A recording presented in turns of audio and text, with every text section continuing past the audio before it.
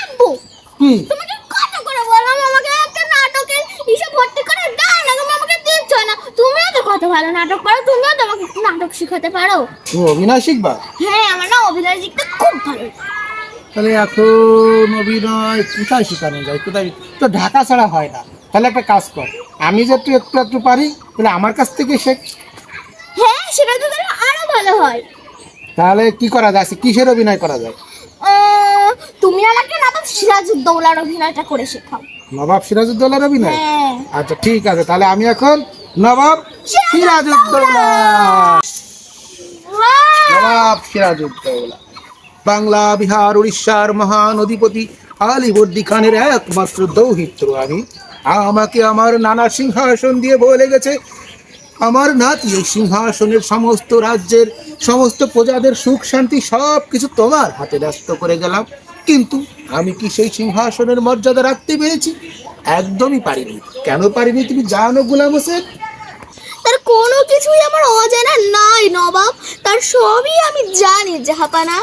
আমার রাজ্যের চারিদিকে আমার ঘোর শত্রুরা চারিদিকে ঘুরে বেড়াচ্ছে। তার প্রধান শত্রুর নাম কি জানো? আমার প্রধান শত্রুর নাম হচ্ছে মির্জাফর আলী খান, যেটা তোমার মা। আর ঘোষিটি বেগম আছে কি জানো? তোমার নানি।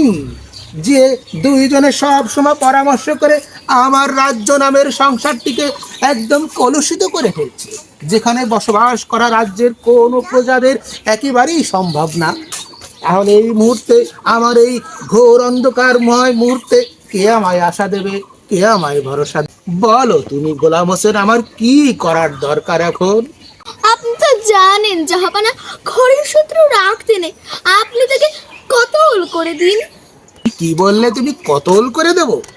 সে তো তোমার মা আর তোমার নানি, তাও কি কতল করে দেব? মা হোক আর নানি হোক, রাজ্যের জন্য সব সমান।